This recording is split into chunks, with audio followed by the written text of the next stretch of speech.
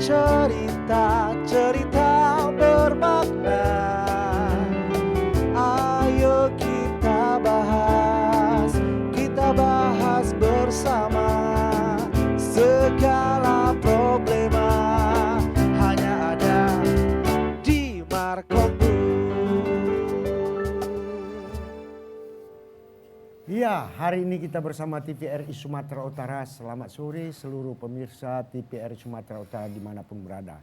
Yang jelasnya bingkai kita Markombur. Tema yang istimewa adalah antisipasi bencana akibat cuaca ekstrim. Banyak hal yang perlu kita ketahui. Banyak hal yang perlu diedukasi. Banyak hal juga yang perlu kita pelajari. Sehingga kita tahu termasuk tentang kearifan lokal atas tanda-tanda bencana dalam kondisi yang kondisional. Bapak Ibu pemirsa TVRI Sumatera Utara, yang jelasnya kalau kata kenari batang kenari, kenari tetak batang selada, saya tidak sendiri membawakan acara, tentu saya berdua. Bersama rekan saya, kata orang jauh berjalan ke padang sidimpuan, jangan ditangkap si burung melati. Ini seorang perempuan, sudahlah ayu, dibilang pula elok dan cantik. Siapa dia? Saya perkenalkan, Azifa Zahrianis ataupun lebih dikenal yaitu Zizi. Nama kerennya ya, nama panggung ya Bang Nama Munir ya. Ini luar biasa.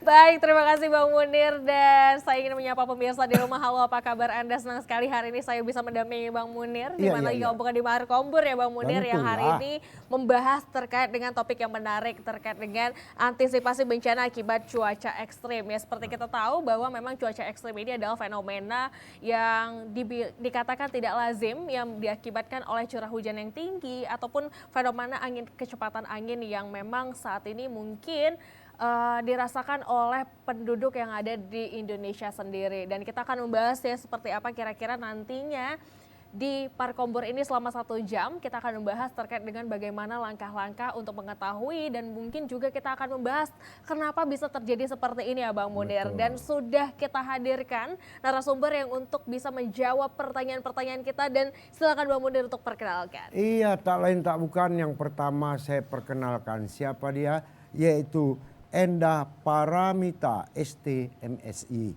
merupakan BMKG wilayah 1 Medan. Ada pantun ini untuk apa Bang Munir? Bu Endah. Kata orang gaharu, katakan gaharu, jangan ditebang si batang jati. Kalau sudah ibu kita pakai songkok biru, tak kalah cantiknya dengan Asanti. Hei, luar biasa. Kemudian ada juga ayahanda kita Bapak MP Naibaho MSI. Ini saat ini dan saat kapan aja, orang yang paling peduli 24 jam di udara, tidak mau tahu dia mau ada gempa ada yang penting aku harus sibuk tahu bagaimana keluhan masyarakat terhadap situasi saat ini, apalagi cuaca ini tak menentu, panas dingin kan ya.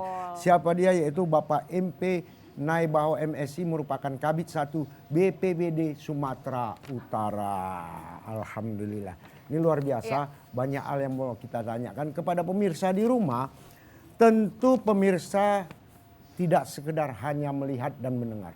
Pemirsa juga bisa berkomunikasi dengan kami dalam satu dialog interaktif ke 0811 6100 386. Sekali lagi 0811 6100 386. Mari tanyakan apapun, karena kami siapkan di dalam Markombur ini bercerita boleh bercerita. Tapi tupoksi kita adalah antisipasi bencana akibat cuaca ekstrim.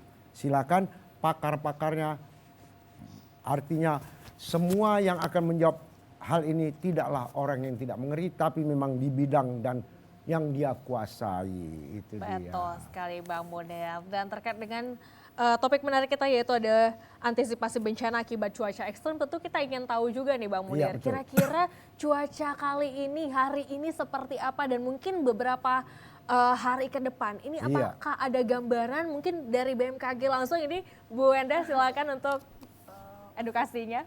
Perakiraan cuaca hari ini dan beberapa hari ke depan itu masih berpotensi hujan, khususnya di wilayah pesisir barat nih. Untuk saat ini masih belokan-belokan angin masih ada di wilayah Sumbagut sendiri, tapi lebih signifikan tuh terjadi di wilayah pantai barat sendiri.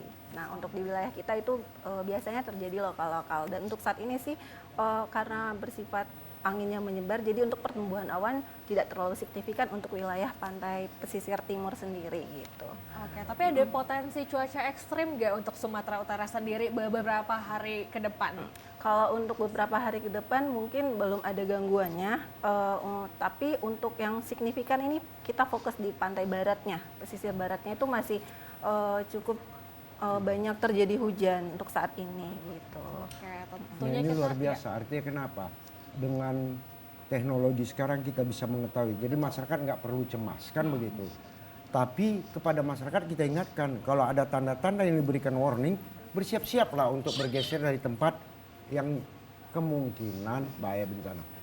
Perlu kita tanyakan juga kepada ayahanda kita ini. perlu Bang Munir, silahkan. Jadi ayahanda, yang jelasnya dalam nuansa situasi cuaca yang demikian rupa ini, tentu kan ada hal. BPBD tidak sekedar sebagai penanggulang bencana aja, tapi juga memberikan edukasi kepada masyarakat sebagaimana kita ketahui bersama agar masyarakat tahu bagaimana cara menghindar minimal menyelamatkan diri daripada kondisi yang terjadi bila adanya bencana. Itu ayahanda.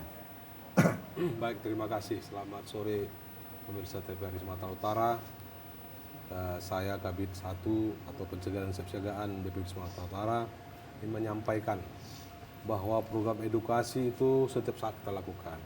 Tidak hanya kita berkunjung ke daerah, tetapi malahan banyak juga yang datang ke tempat kita. Di BPBD Sumatera Utara pada bulan 1 ini sudah ada sekitar 12 sekolah yang berkunjung untuk melatih diri bagaimana caranya menyelamatkan diri ketika terjadi bencana. Dan itu pada umumnya ada anak SMP dan SD dan malahan ada juga anak TK. Dan selain itu juga kami di kabupaten kota juga kami datang ke kegiatan di kabupaten kota kami lakukan. Ini pada saat ini tahun 2023 yang lalu kita ada sekitar 16 kabupaten kota yang kita layani untuk pelayanan untuk edukasi, dan tahun ini kita ada sekitar 18 kabupaten kota. Nah, jadi oleh karena itu dalam pelaksanaan kegiatan edukasi kami selalu memegang prinsip yang paling rawan untuk Sumatera Utara itu adalah masalah banjir dan longsor.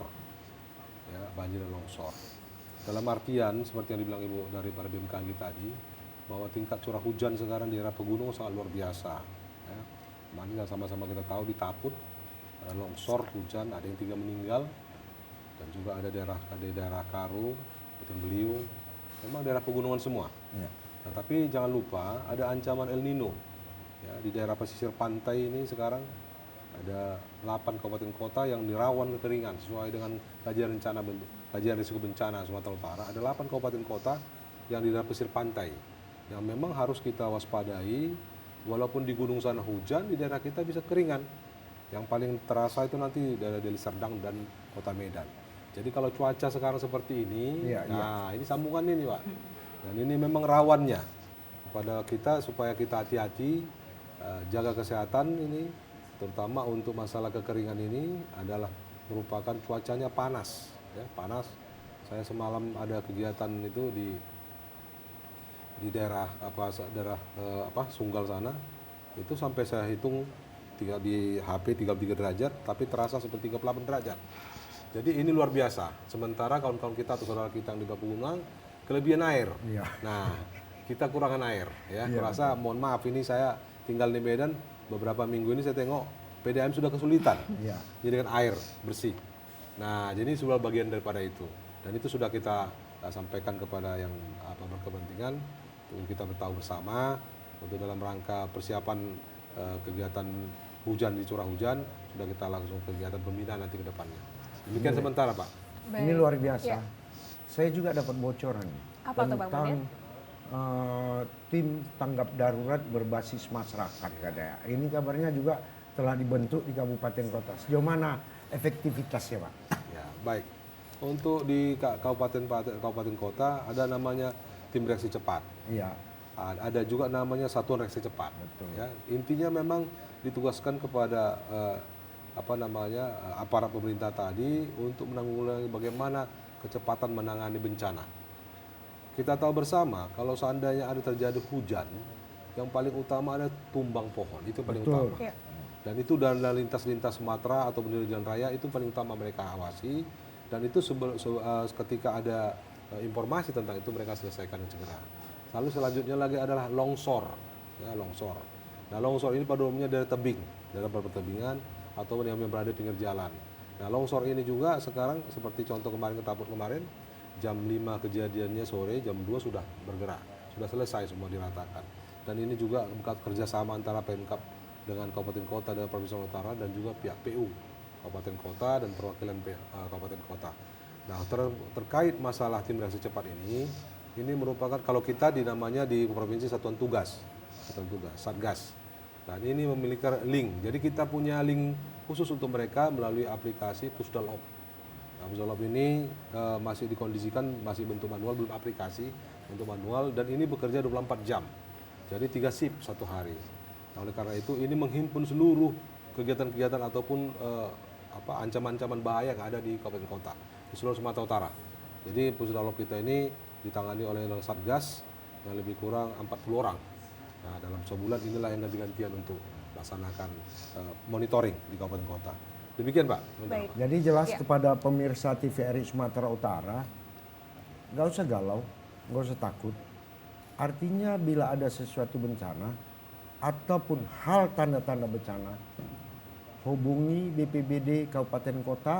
Tentu mereka akan memberikan informasi yang terbaik untuk keselamatan kita dan keluarga. Itu satu hal yang terbaik, kan gitu. Betul sekali Bang Munir. Tapi ini mungkin sebelum ke Bu Endah kembali, saya ingin tadi menarik terkait dengan program edukasi yang ke sekolah-sekolah. Nah, untuk di sekolah-sekolah sendiri seperti apa nih Pak untuk edukasi kepada anak-anak yang memang mungkin masih dikategorikan belum dewasa ya Pak. Apalagi ini kan untuk menyelamatkan bencana seperti itu. Seperti apa nih Pak program edukasi yang diberikan Pak? Ya, kalau untuk Kabupaten Kota kita fokus kepada anak-anak SLTA.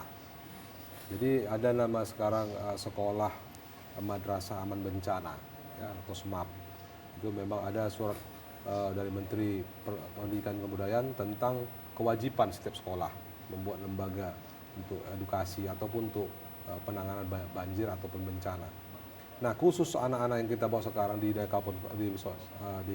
Sumatera Utara, tamu-tamu kita itu anak-anak SD, kita mulai ajari mereka bagaimana memakai baju pelampung, bagaimana kalau seandainya dibawa pakai perahu karet. Iya, betul. Kita tahu bersama beberapa saat yang lalu itu di TV mungkin ada anak-anak menjerit-jerit waktu dibawa naik perahu. Dan ini kita edukasi. Nah, dengan adanya sudah dia pernah seperti itu, kalau terjadi bencana atau banjir dia nggak terkejut lagi.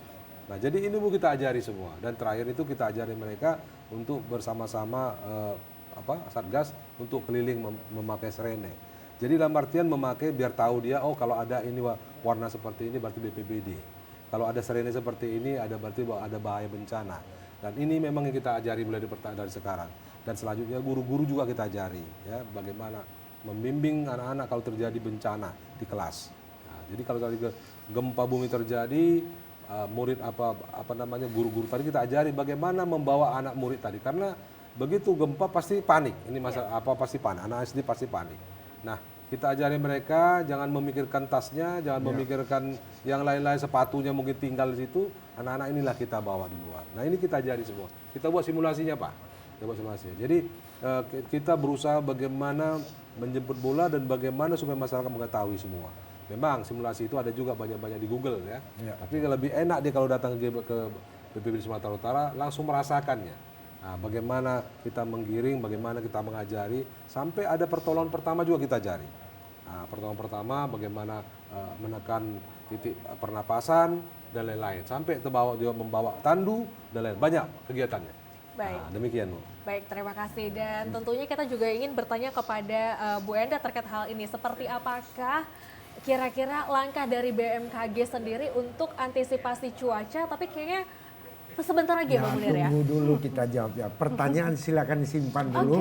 Yang jelasnya kalau kata orang kerakap si batang kerakap jangan ditangkap si burung melati. Cakep. Kita tetap dalam nuansa bercakap-cakap, tapi sebelumnya kita akan dengarkan dulu musik. Silakan. Silakan.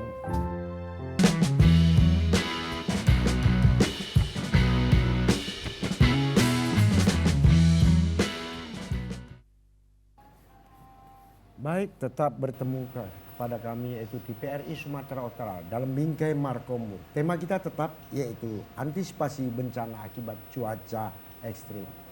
tentu hal tadi Jipa mau Iya. tanya. Apa yang mau ditanya Jipa? Nah ini yang menarik nih Bang Munir, kan tentunya kalau untuk mengetahui cuaca, tadi kan pasti kita Ya. harus bertanya ke BMKG. Nah BMKG sendiri ada nggak sih kira-kira edukasi kepada masyarakat untuk mengetahui kira-kira nih potensi-potensi bencana akan terjadi di daerah Anda. Gimana nih langkah-langkah yang harus dilakukan? Mungkin ada nggak sih sebenarnya Bu Untuk Enda? BMKG sendiri kita juga ada mengedukasi sama seperti BPBD, anak-anak sekolah kadang kunjungan ke kantor kita itu mengedukasi tentang geofisika, informasi geofisika dan meteorologi, di mana geofisikanya juga dijelasin apa yang harus dilakukan pada saat terjadi gempa, sebelum terjadi gempa, pada saat terjadi gempa, dan setelah terjadi gempa, mitigasi bencana pastinya ya Mbak.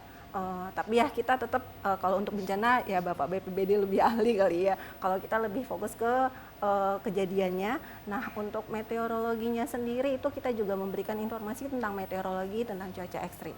Dan untuk informasi cuaca ekstrim sendiri itu kita apabila terjadi cuaca ekstrim di suatu wilayah itu kita selalu memberikan informasi.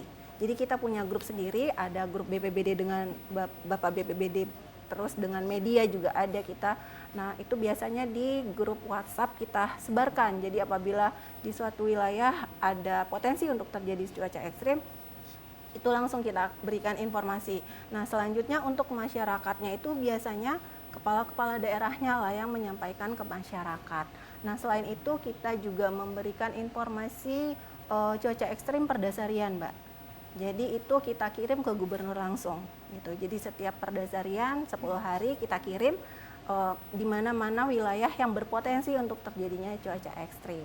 Nah untuk informasi cuaca kita juga punya Instagram, mungkin bisa di-follow, bisa ditanya-tanya juga. Terus kita juga punya web Balai 1 itu ada di situ semua informasinya gitu.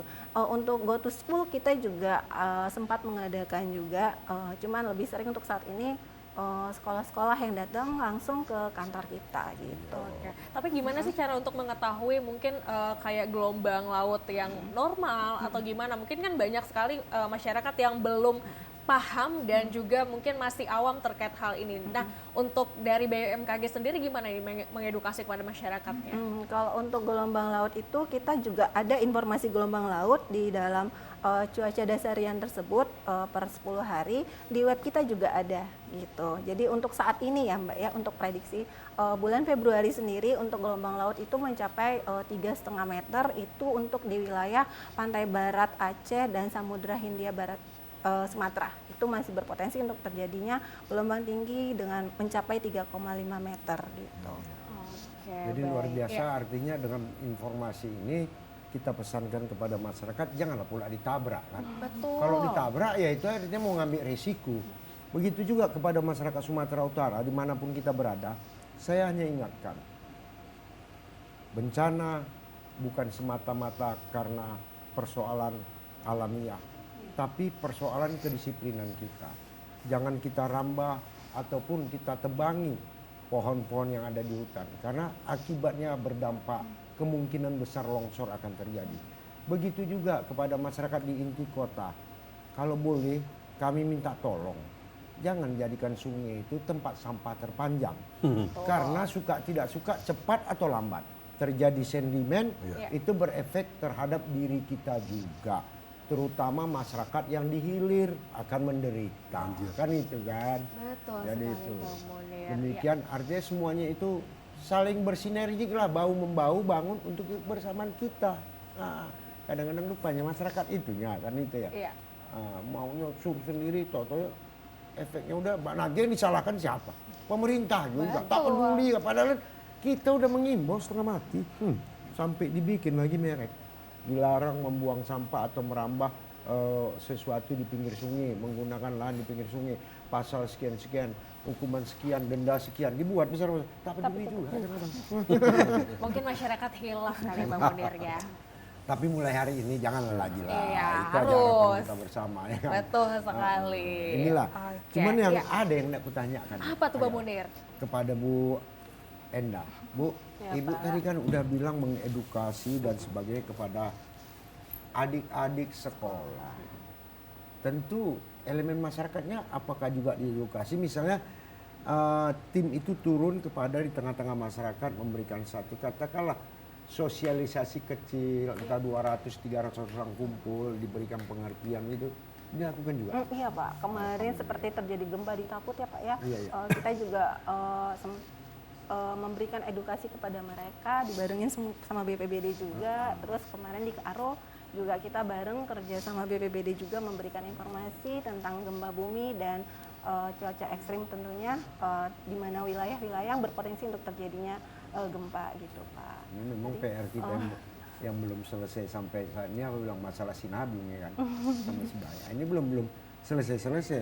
Rajin kali pula gunung kesayangan kita itu merepet terus ya kan, ya dia kacu juga ya kan. Nah tapi ini kenapa ya Bang kenapa? Munir? Apakah memang ada perubahan itu terjadi karena perilaku manusia atau gimana nih? Apakah berpengaruh?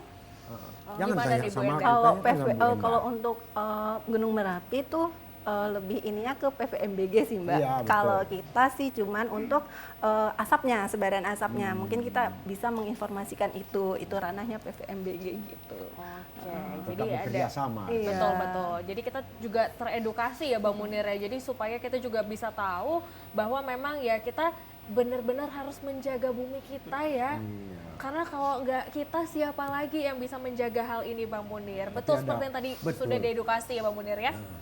Jadi kita tanyakan juga ini kepada Apa tuh? BPBD. Kira-kira. Seandainya ada bencana, sejauh mana pula pedulinya BPBD atas nama pemerintah untuk melakukan bukan penanggulangan, artinya memberikan Kesiapsiagaan ya. keadaan situasi yang itu agar masyarakat tidak traumatis ini. Seperti apa nih Pak? Baik. Apa aja yang diapakan Pak? Terima kasih. Sesuai dengan Undang-Undang 24 tahun 2007 bahwa BPBD itu wajib mendampingi, provinsi wajib mendampingi kabupaten kota apabila terjadi bencana. Siap. Demikian juga BPNPB diwajibkan mendampingi BPBD provinsi apabila terjadi bencana. Kasus Sinabung salah satu contoh yang kemarin BNPB ikut mendampingi sampai selesainya BPBD Sumatera Utara. Nah, kemarin kemudian juga untuk kegiatan daripada bencana, contoh bencana yang kemarin di Humbahas ya, kita langsung turun mendampingi BPBD dan juga kita bersama dengan Basarnas Medan dan juga BNPB pusat ya, dengan BPBD-nya. Di situ kita pendampingan kita itu tidak hanya sebatas pendampingan pikiran, tetapi juga kita pendampingan materi. Contoh misalnya kita memberikan bantuan beras, ya, terus Indomie, makanan kaleng, dan juga kita bantuan juga untuk seng atau beberapa lembar seng untuk rumah-rumah yang mungkin terkena atau bencana itu. Nah, intinya BPBD Kabupaten Provinsi Sumatera Utara merasakan denyut nadi dan kesedihan daripada BPBD Kabupaten Kota. Setiap mereka menghadapi bencana, selalu kita monitor sudah sampai sejauh mana. Contoh misalnya seperti yang di Taput, karena memang posisinya itu hanya di batas jalan yang memang longsor, maka kita mengarahkan PU Provinsi Sumatera Utara, UPT wilayah di sana untuk membantu hanya sebatas itu. Tapi kalau khusus untuk masalah banjir bandang atau banjir batu yang di Humbahas dan Samosir, kita turun. Yang paling lama kita di Humbahas kemarin sampai 12 hari. Kita mendampingi mereka sampai mencari yang 12 korban, yang 2 temukan, 10 lagi belum, sampai sekarang 10 belum ditemukan juga. Jadi dengan kata lain, kita tidak tutup mata, kita peduli dan kita turun bersama Satgas kita untuk membantu. Dan kabitnya turun semua, ya, ganti-gantian. Ya, uploadan per 3 hari kami turun untuk mendampingi daripada adik-adik kita Satgas ini yang bertugas di lapangan. Karena ada juga kegiatan itu sampai pencarian search and rescue-nya ke Danau Toba. Nah, jadi oleh karena itu kita ikut mendampingi supaya jangan adik-adik kita ini juga tidak teliti atau tidak awas. Jadi oleh karena itu kalau untuk BPBD Kabupaten Kota, saya rasa kami sudah menjalin hubungan tidak hanya sebatas bencana, tetapi juga edukasi dan juga dan begitu juga mengenai bantuan alat. Nah, kita juga ada Provinsi Sumatera Utara membantu alat untuk penanggulangan bencana seperti tenda, ya, terus untuk untuk pemadam api kita bantu pompa air, masih banyak lagi, dan juga tandu dan juga bot untuk kapal. Nah, sesuai dengan kondisi yang dibutuhkan kabupaten kota. Demikian sementara. Baik, Pak, terkait dengan mungkin pelatihan-pelatihan yang dilakukan, apakah ini dilakukan secara berkala, Pak? Mengingat kita butuh sekali banyak tenaga-tenaga yang memang saat di Humba sendiri mungkin ada keterlambatan karena memang kurangnya personil seperti itu. Nah, dari BPBD sendiri seperti apa nih, Pak? Apa memang dilakukan secara berkala, Pak, terkait dengan pelatihannya? Ya, yang pertama masalah sumber daya manusia. Kita mendorong seluruh kabupaten kota itu agar menyiapkan seperti tadi TRC, tim reaksi cepat, atau SRC, satuan reaksi cepat, apapun namanya itu. Kita dorong secara kewilayahan bahwa mereka wajib memiliki itu. Apalagi wilayah-wilayah pegunungan ya, yang memang rawan bencana dan rawan longsor dan gempa bumi. Dan beberapa kabupaten kota ada yang mengikuti itu seperti Labuan Batu, itu mereka ada hampir 100 orang mereka. Tetapi ada juga yang minim sekali, seperti di Samosir, informasi kita dengar cuma 10 orang. Nah, dan begitu penanganan itu terjadi, longsor itu terjadi ataupun bencana terjadi, ya 10 tadilah dulu sementara, menunggu kami datang. Jadi pada umumnya kalau kami sudah datang itu, kita membawa sampai 50 orang, termasuk dapur umum, kita bawa semua, dapur umum. Jadi ada mobil angkutannya termasuk dapur umumnya, kita siapkan sendiri. Kita tidak mau merepotkan kabupaten kota. Nah, jadi kita datang memang khusus untuk membantu mereka. Oleh karena itu, untuk kita ada kesempatan ini kami sampaikan kepada kabupaten kota, ke Bapak Bupati, Wali Kota yang ada di Provinsi Sumatera Utara, tolong bantu dan berikan perhatian kepada BPBD Kabupaten Kota Bapak, karena ini adalah tugas mulia membantu masyarakat. Ya minimal satu kabupaten itu minimal 50 orang lah, satu reaksi cepatnya. Paling tidak ini bisa untuk memantau apabila terjadi bencana, ini bisa memantau kabupaten wilayah masing-masing, itu bisa dilaporkan kepada provinsi. Saya rasa itu, Pak. Ini sedap nyawa abang dari kita ini, kenapa? Ya. Tolonglah dibantu, minimal 50 orang. Kita juga minta bantuan kepada Pak Bupati, tingkatkanlah pula APBD-nya untuk BPBD-nya ya kan? Nah, itu yang paling perlu. Kalau kerja pula tak ada dananya, pingsan juga orang ya kan? Butuh ekstra puding juga ya. Dan kita ingatkan juga kepada DPR-nya, jangan pula nanti ada mata anggaran yang menyangkut bencana di bintangnya atau di cropping. Nah, udahlah untuk BPBD kasih aja, ya kan gitu lah. Itu yang paling indah. Inilah luar biasanya karena kenapa? Ternyata bencana alam itu atau pra bencana itu bukan sekedar tugasnya pemerintah, tapi masyarakat perlu peran sertanya. Jangan sampai terjadi bencana. Kalau sudah terjadi, semuanya jadi repot, semuanya menjadi tanggung jawab bersama. Yang sedihnya kalau sempat ada korban. Kita tidak inginkan ada korban. Maka itu sama-sama kita menjaga, amankan situasi, terutama hutan-hutan kita jangan kita rambah, sungai-sungai kita jangan kita tempat buang sampah. Termasuk parit di depan rumah kita, jangan dibuang sampah situ. Alirannya lari ke sungai. Akhirnya sentimennya sungai juga yang merasakannya. Kan itu dia. Banjir ya. Sekali. Iya, Bang Boder. Dan tentunya kita kembali lagi untuk bertanya kepada BMKG ini terkait dengan hal ini. Gimana nih kolaborasi, mungkin dua-duanya kali ya, dua-duanya kolaborasi antara pemerintah dan BMKG untuk aksi cepat supaya kita bisa meminimalisir agar terjadinya mungkin bencana-bencana yang mungkin lebih parah kondisinya jika memang terlambat pertolongannya. Gimana nih? Mungkin dua-duanya, mungkin dari Bu Enda terlebih dahulu. Silakan.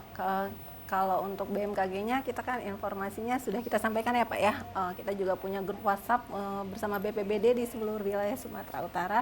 Jadi apapun informasi cuaca yang kita berikan itu kita berikan di informasi grup tersebut. Jadi seperti cuaca ekstrim, terus banjir, longsor. Nah itu kita berikan informasi dengan cepat di grup tersebut. Nah kalau untuk seperti tadi Bapaknya bilang, untuk beberapa hari ini kan panas ya.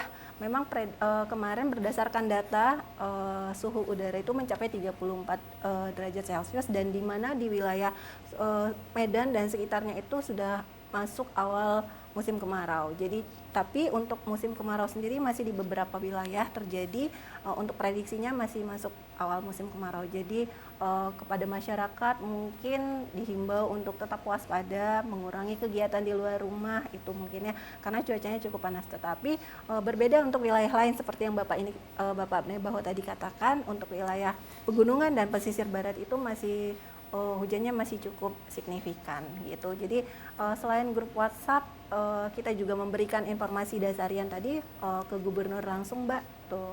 Jadi dari situlah, dari grup tersebut lah mungkin BPBD dapat memberikan informasi kita ke masyarakat lain. Jadi tugas kami memberikan informasi cuaca dan gempa bumi kepada relasi-relasi atau stakeholder gitu. Mungkin Bapak bisa nambah. Ya, silakan Baik. Pak. Jadi ibarat apa namanya pasukan penanggung bencana ini ada dua jenis, yang pasukan darat dan pasukan udara.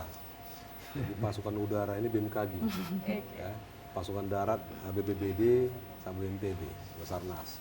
Nah kami bekerja sesuai dengan petunjuk dari BMKG. Kalau BMKG mengatakan dalam seminggu ini curah hujan tinggi, kita sudah persiapkan itu. Sudah melalui grup WhatsApp kita sampaikan kepada kalak-kalak atau kepala pelaksana BPBD kabupaten kota, kita sampaikan bahwa cuaca tinggi ini harus hati-hati, ya, atau apa curah hujan tinggi harus hati-hati. Dan demikian juga kalau seandainya terjadi kekeringan, nah, dia menjadi yang disampaikan oleh BMKG itulah dasar kita bergerak. Dan kami juga tidak bisa memutuskan suatu atau ancaman itu dalam suatu kejadian, apakah itu disebut darurat bencana kalau tidak ada laporan BMKG. Contoh seperti kejadian yang di Humbaas terakhir. Ya. Kita tidak berani menganjurkan kepada bupatinya untuk terjadi darurat bencana. Karena dari darurat bencana itu nanti ada terjadi anggaran ya, yang signifikan untuk membantu masyarakat. Nah, kalau BMKG mengatakan bahwa cuaca untuk ke depannya itu tidak tinggi curah hujan lagi, kita tidak perlu darurat bencana. Berarti kita hanya penyelamatan saja. Tapi kalau mereka mengatakan masih tinggi curah hujan, nah darurat bencana. Dalam artian bisa bencana susulan. Nah, jadi tergantung kepada BMKG. Jadi oleh karena ini ibarat kami sampaikan bahwa BMKG dan BNPB atau BPBD itu bagaikan dua sisi mata uang. Ya. Kalau satu saja tidak laku. Betul. Nah, harus dua-dua baru laku. Jadi bagus TPRI mengumpulkan kami berdua ya untuk di dalam kegiatan berkumpul. Cuma ke depannya kalau bisa diaduang juga masyarakat. Iya. Ya. Jadi ada forum pengurangan risiko bencana Provinsi Sumatera Utara atau Kota Medan. Kabupaten itu ada. Nah, itu kita buat sebagai kawan teman diskusi. Karena seperti Mbak bilang tadi, masyarakat kita sampaikan enggak juga gitu loh kan. Sudah kita sampaikan jangan buang sampah sembarangan. Iya. Mungkin melalui forum tadi bisa kita sampaikan. Lebih paham dia kan karena kepentingannya itu untuk masyarakat. Kalau kita kan seolah-olah ini sekarang ini kepentingan negara kan pemerintah ya kan. Nah, kepentingan masyarakatnya mana? Jadi ke depan kalau bisa ya forum pengurangan bencana yang ada ke Utamadia, Medan sudah ada itu.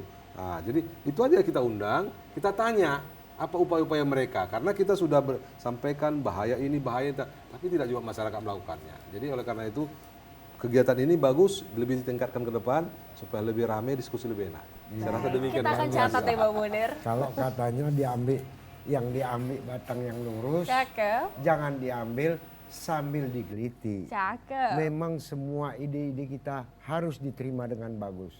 Tapi sebelumnya kita dengarkan dulu.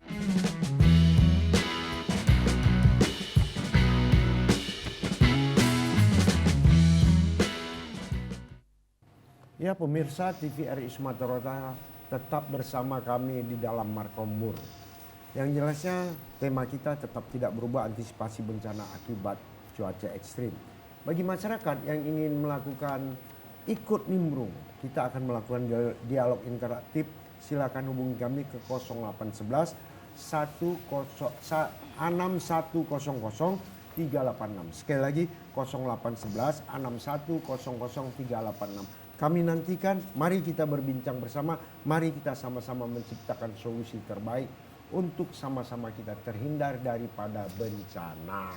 Betul sekali Bang Munir. Baiklah, kita akan membahas masih dengan topik yang sama yaitu terkait dengan antisipasi bencana akibat cuaca ekstrim, dan kami juga masih menunggu pertanyaan dari pemirsa, tapi sambil kita menunggu pemirsa di rumah kita nanya duluan ya Bang Munir ya pastinya ya. Oke. Nah, saya kembali kepada Ibu Endah terkait dengan masih dengan edukasi terhadap masyarakat terkait dengan cuaca, faktor-faktor yang memang saat ini memang terjadi begitu kan, itu laporannya itu adalah per 10 hari ya Bu ya, itu dilaporkan kepada masyarakat dan juga mungkin ke pemerintah ya sebagai mitra. Tapi ini gimana Bu, dengan 10 hari ini apakah efektif untuk menangani hal-hal yang memang terjadi ke depan mungkin, atau mungkin ada hal-hal yang menjadi meleset dari prediksi? Biasanya seperti apa nih? Okay. Untuk saat ini seperti kita prediksi di Taput ya, memang lagi signifikan cuacanya, jadi memang terjadi kan ya. Terus selain dasarian itu kita juga mengeluarkan harian gitu. Jadi kalau misalnya masyarakat butuh informasi harian, mingguan atau 3 harian, kita juga tetap memberikan informasi. Untuk saat ini yang dasarian tetap kita berikan, untuk saat ini masih infonya sesuai dengan perakiraan, dan perakiraan harian juga tetap kita berikan. Selain harian kita juga memberikan kejadian cuaca ekstrim, yaitu per 3 jam. Jadi kita kan punya radar cuaca ya Mbak ya. Iya. Jadi radar cuaca itu no casting sifatnya. Jadi dari situ kita juga bisa lihat pertumbuhan awan-awan yang signifikan di daerah mana saja gitu. Nah untuk lebih tepatnya kita pakai yang efektifnya radar cuaca, itulah yang per 3 jaman kalau untuk lebih efektifnya gitu. Oke. Dan itu ada di website dari BMKG sendiri. Kita juga memberikan informasi tersebut di website BMKG, di grup WhatsApp juga kita berikan gitu. Jadi kalau masyarakat yang ingin bertanya silahkan, ada di Instagram kita juga kan sekarang lagi ini ya Instagram lagi ininya, jadi bisa melalui Instagram juga bisa gitu. Oke. Luar biasa. Jadi bagi masyarakat Sumatera Utara yang ingin mengetahui silakan aja Pak Munir, download. Ya, apa itu? mewakili masyarakat boleh? Waduh, ini masyarakat langsung nih datang nih Pak Munir. Jadi Awan Arab ada telepon, rupanya langsung masyarakatnya Iya, langsung datang. masyarakat Iya, iya. langsung datang ke kebetulan sini, kan Pak Munir. masyarakatnya telepati Pak Munir, Oh, iya, iya, dari teman-teman kita. Oke, Penasarannya silakan. sangat besar sekali. Iya, Betul iya, kata ada BMKG gitu ya. Jadi kenapa di bulan November, Desember musim hujan aja?